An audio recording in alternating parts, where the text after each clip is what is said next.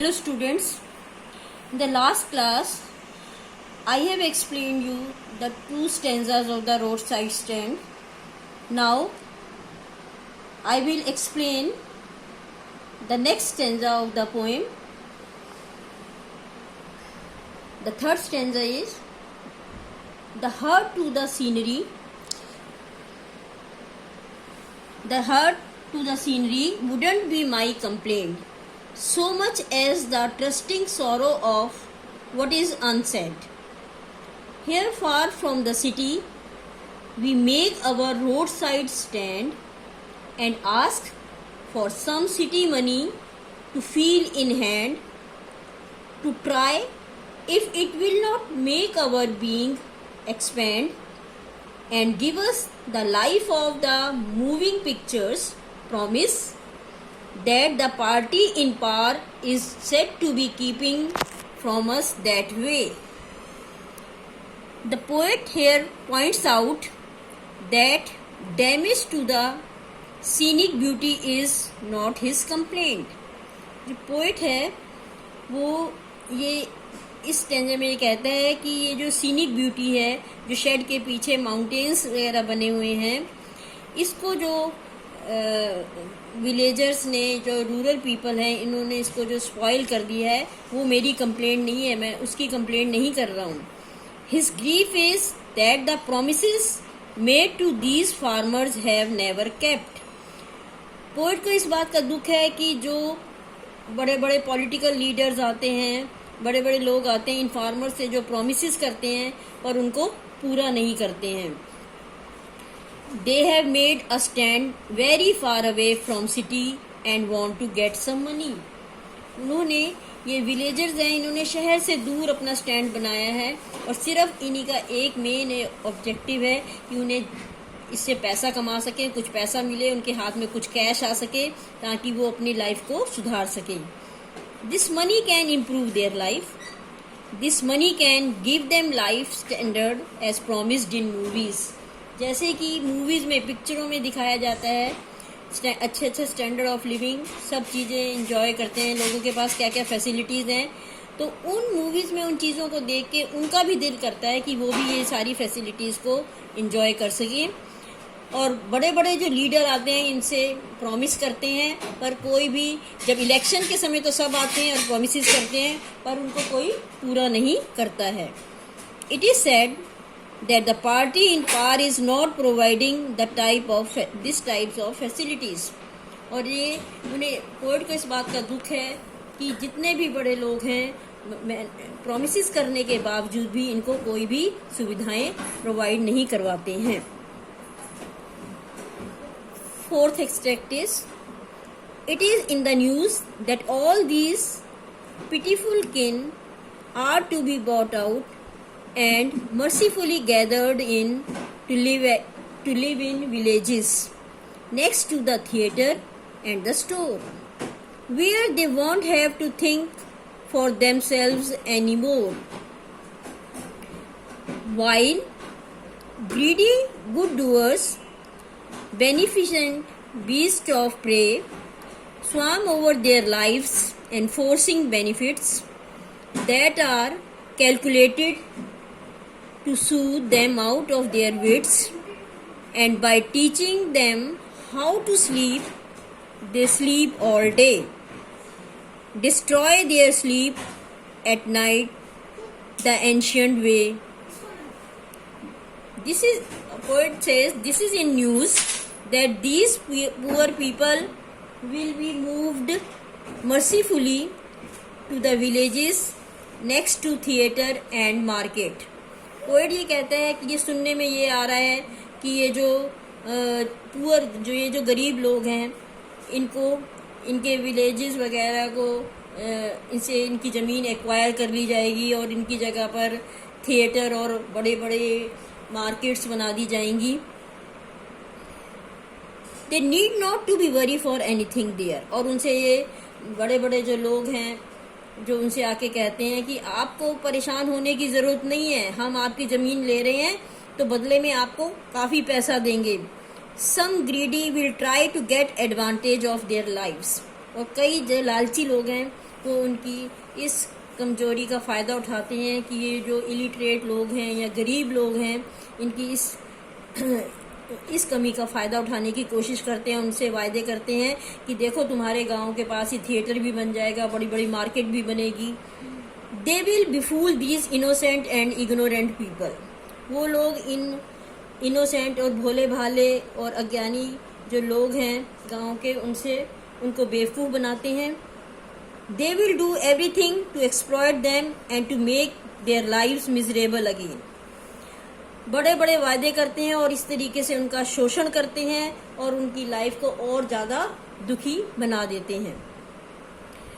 जो गरीब लोग हैं, अज्ञानी अनपढ़ लोग हैं, वो इनकी बातों में आ जाते हैं और इस तरीके से उनकी लाइफ और ज़्यादा मिजरेबल हो जाती है। They will be taught to sleep all the day as they have no work to do. और ये जो बड़े बड़े लोग जो आते हैं, लीडर्स आते हैं या दूसरे बड़े लोग आते हैं जो पैसा कहते हैं, उन्हें ये कहते हैं कि हमें ज़मीन दे दो और बदले में भाई तुम्हारे पड़ोस में थिएटर बन जाएंगे, मार्केट बन जाएगी। वो उनसे कहते हैं कि ठीक है, अब तुम्हारे पास पैसा आ गया है और पूरे दिन तुम सो और तुम्हें कोई काम नहीं है अब करने के लिए। Thus their night sleep will be destroyed also। ये सोचकर उनकी रात की नींद भी उड़ जाती है क्योंकि उनकी लाइफ तो ऑलरेडी मिजरेबल हो चुकी है। The next extract is, sometimes I feel myself I can hardly bear the thought of so much childish longing in vain. The sadness that lurks near the open window there, that waits all day in almost open prayer for the squeal of brakes, the sound of a stopping car, of all the thousand selfish cars that pass, just want to inquire what a farmer's prices are. And one did stop, but only to plough up grass, in using the yard to back and turn around, and another to ask the way to where it was bound, and another to ask could they sell it a gallon of gas. They couldn't. They had none, didn't it see? The poet says, the farmers keep waiting in vain all the day to stop a car. जो ये farmers हैं, ये रोज ये कोशिश में रोज wait करते रहते हैं कि शायद कोई गाड़ी उनकी शेड के सामने आके रुके, पर सब बेकार हो जाता है, कोई भी गाड़ी नहीं रुकती है। Poet says it is unbearable to see the plight of these farmers. तो पोएट इस बात से बहुत दुखी होता है, फार्मर्स की ये बुरी अवस्था या दुखों से भरी अवस्था को देखकर बहुत दुखी होता है। They desire that a car stop there to ask the price of their produce. ये जो विलेजर्स हैं, सिर्फ एक बात की इन्हें इच्छा है कि कम से कम आके कोई गाड़ी रुके और कम से कम उनकी जो चीज़ें बिलोंगिंग्स बेच रहे हैं उसका कम से कम प्राइस तो पूछें, कीमत तो पूछें। कीमत पूछने तक के लिए भी अपनी गाड़ी नहीं रोकते हैं। Though their longing is childish, it seems as no one stops there. जबकि उनकी ये जो इच्छा है, ये बच्चों वाली इच्छा है, जैसे बच्चे जो होते हैं जिस चीज़ जो प्राप्त नहीं कर सकते उस चीज़ की लॉन्गिंग करते हैं कि हमें तो ये चीज़ चाहिए, तो वो भी इस तरह की इच्छा कर रहे हैं जो कि पॉसिबल नहीं है। They keep window open all the day and wait in vain with their sad faces. वो अपने शॉप का दरवाज़ा या विंडो खुली रखते हैं और पूरे दिन ये इंतज़ार करते हैं कि शायद कोई गाड़ी आके उनके शॉप के आगे रुके। दे pray that sound of stopping car should be heard out of thousands of cars that pass through all the day and inquire the prices of their products। वो ये भगवान से प्रार्थना करते हैं कि कोई गाड़ियाँ, जितनी हज़ारों गाड़ियाँ जो हमारे रोड के आगे से गुजर रही हैं, उनमें से कोई रुके और उनकी जो चीज़ें बेच रहे हैं उनके बारे में उनकी कीमत पूछे। After all, one car stops only to use the yard of the stand to turn around and plow grass up doing so। और यदि कोई गाड़ी रुकती भी है तो वो उनकी जो शॉप के शेड के आगे जो ग्राउंड बना है, घास का मैदान है, उस घास को कुचलती हुई चली जाती है. Another stops to inquire where this road leads to. Another stops to ask if they can sell gasoline to them. यदि कोई गाड़ी भी रुकती भी तो ये पूछती हैं कि ये रास्ता कहाँ जाता है, ये रोड कहाँ किस तरफ जाती है, या फिर कोई ये पूछता है कि यहाँ पे गैस मिलती है. At this they become angry and say they can't. और ये बात सुन के जो फार्मर्स हैं गुस्सा आ जाता है, उन्हें दुखी हो जाते हैं कि जब उन्हें दिखाई नहीं दे रहा शहर वालों को, सिटी ड्वेलर्स को, कि उनकी शॉप पे क्या क्या वो प्रोडक्ट्स रखी हुई हैं, वो जो प्रोड्यूस बेच रहे हैं, वो गैस का क्यों पूछते हैं. They say if city people want to keep their money with them then do so and go है. तो ये लोग ये कहते हैं कि ठीक है, यदि सिटी पीपल कुछ नहीं खरीदना चाहते तो ना खरीदें और वो चले जाएं. अब इसकी जो नेक्स्ट एक्सट्रैक्ट है, no in country money the country scale of gain the requisite lift of spirit has never been found और so the voice of the country seems to complain. The poet says these are very deprived people, their lives can't improve by giving them some money. ये लोग हर सुविधा से वंचित है, इनकी सिर्फ पैसा ही देके इनकी लाइफ को नहीं सुधारा जा सकता. Country's progress doesn't help them to lift up their lives. They are not encouraged to keep their spirits high. This is not the problem of only these farmers. The country seems complaining in the same voice. तो कोई भी इनकी जो दुख को महसूस नहीं करता.